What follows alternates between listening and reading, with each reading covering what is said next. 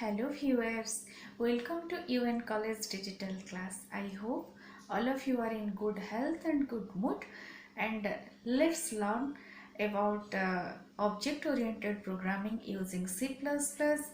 In this session we will learn about what is the meaning of variable, what are the different data types. Okay, now we will proceed.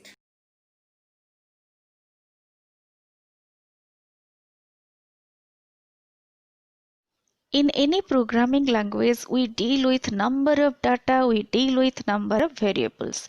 So it is very important to learn about what are the different types of data types, what are the different types of variables. Okay. So I have given a very simple definition here that variable represents a memory location which is used to store data. How it will be used, when it will be used, how many variables we need to use, we will learn one by one.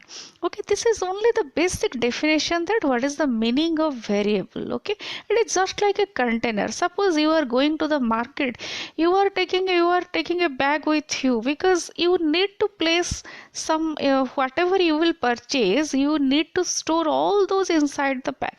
It means that bag is a container. Similarly, when you are inputting data in a program, the data needs to be stored somewhere, and that location is variable and the bag what we are using, there is not so much differences in between these two. So I hope that you have understood what is the meaning of variable is just a memory container inside the system memory.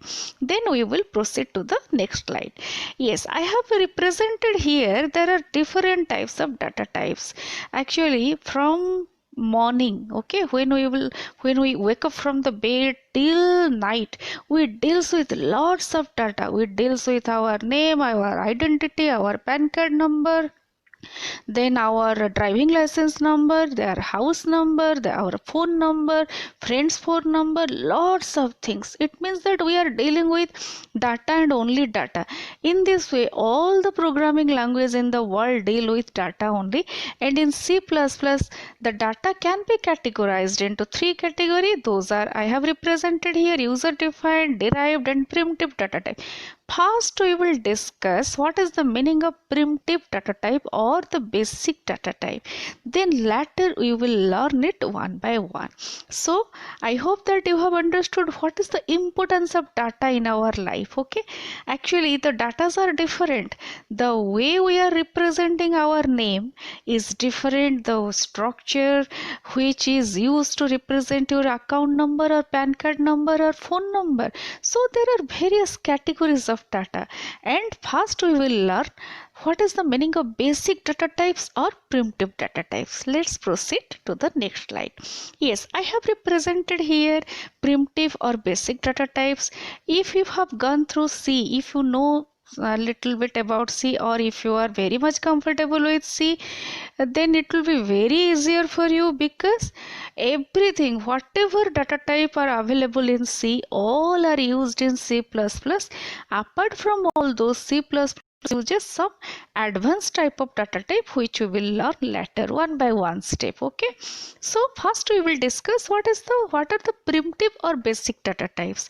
Actually those data types are predefined. Okay, the language is having everything with it, we just need to use it.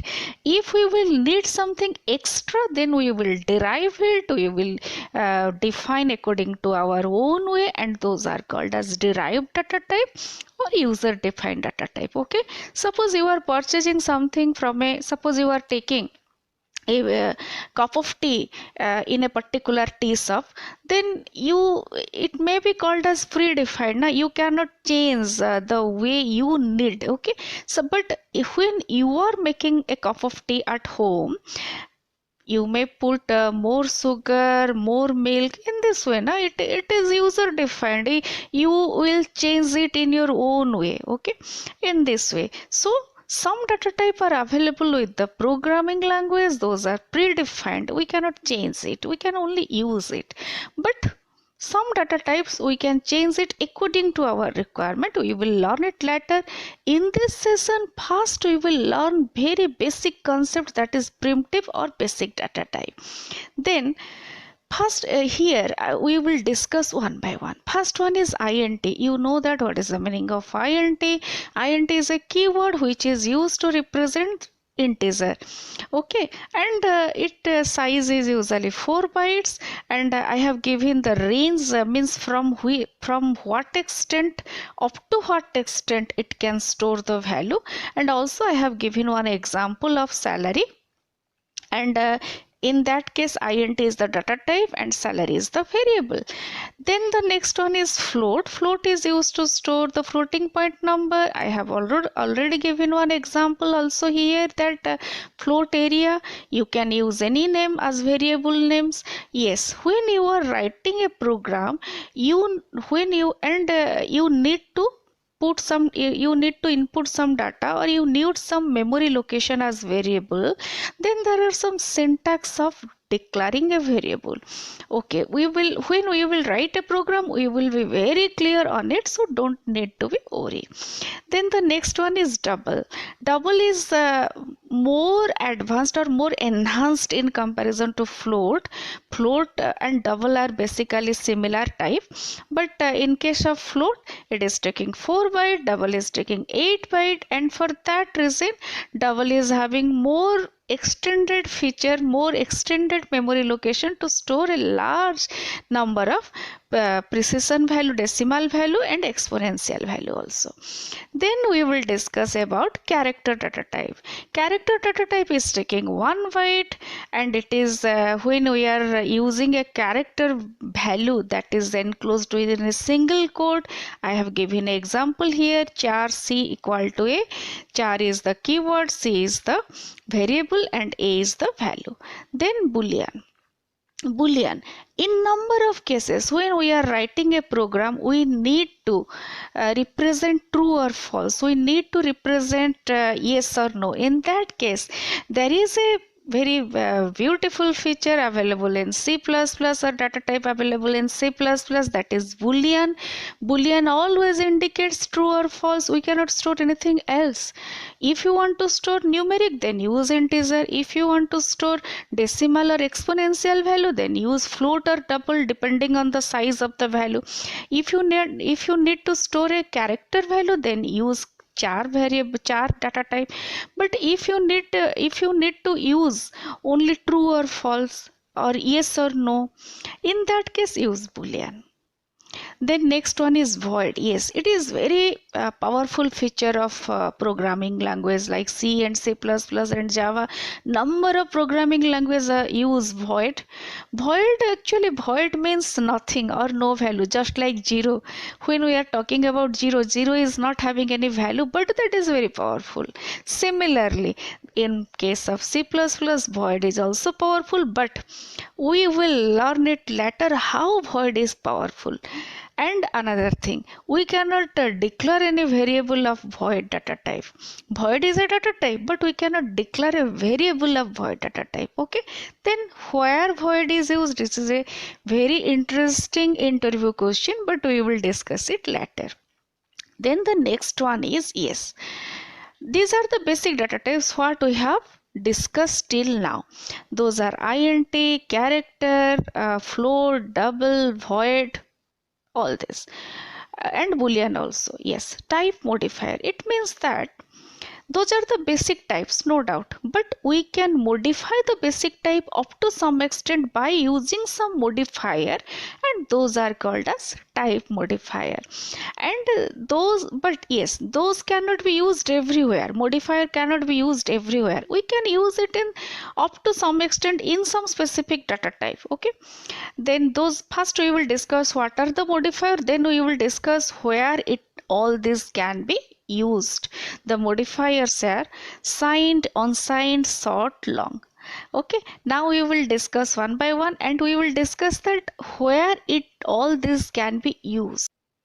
In this slide, I have presented some data types, and also I have mentioned that how the basic data type can be modified by using modifiers. So let's discuss. The INT may be modified as signed INT, unsigned INT, short INT, long INT. I have mentioned a chart here, so you can go through it. And one thing more, that if you are comfortable with C, then you will get everything in C also. I hope that you have understood, but if you have any doubt, then you can write in the comment box. But we will discuss it again in a very simpler manner again, so that because it is somehow complicated. Okay, the INT is taking 4 bytes, right? But if it is signed INT, then 1 bit is reserved to indicate whether it is a positive number or negative number. But when we are using unsigned, okay, with the same INT, then the reserved bit becomes unreserved. It means that the whole 4 bytes will be used to store data. So obviously it can store large amount of data in comparison to signed.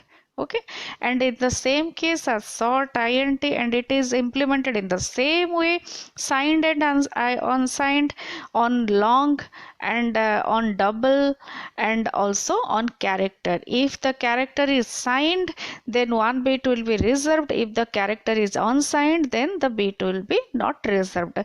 Don't worry, we will learn lots of things, and we will explain it again and again when we will start writing program. But if we will discuss it in detail here theoretically, then somehow it will be difficult for understanding. So when we will start writing the program, you will love to learn it. Now we have reached to the last presentation of this session, and this is the most interesting one, that is programming, because C++ is only full of programming. Okay, here in this slide I have written one very small example of C programming, where I have taken 3 variables of integer type. I have inputted a equal to 10, then b equal to 20, and the addition of 2 number I have stored the result at 3. Okay, and at the end I have displayed the result by using printf statement. It is a very simple C program. In C program, all the coding must reside inside the main function, and one more thing is that one program may consist of one or more than one function. Here I have used only one function, and that is main, and main is compulsory, this is the starting point of a program. Okay, yes, but if we will write the same program by using OOPS and by using C++, okay, OOPS concept and using C++, then the program will look like this. Listen, you can write the program in C++ without using class, but if you are not using class, then how can you implement OOP feature? So it is very much essential for us to understand class, writing of a class, using of a class, using of object, all those, and it is a very simple example. Okay, yes, but don't worry, in the later session we will learn how to declare, how to write a program using class, everything, the basic structure of class. In this session only I have shown you the difference in between writing a C program, of course that is simple, and the difference in between writing a C++ program. Okay, it looks like complicated, but obviously when you are going to write a very complex and very large program, it is necessary to understand the complexity, it is necessary to divide the program, it is necessary to implement all the OOP feature, and without using class we cannot implement OOP feature. So for all of us it is necessary to understand class. Okay, let's discuss about this program.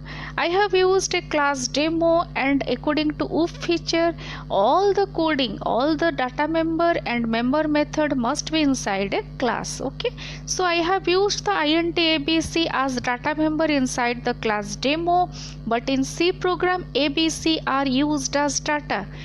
In C program abc are data, and in C++ program using OOP abc are also data, but in the C program abc are present inside the main function body, but inside the class the abc are present as the data member of a class demo.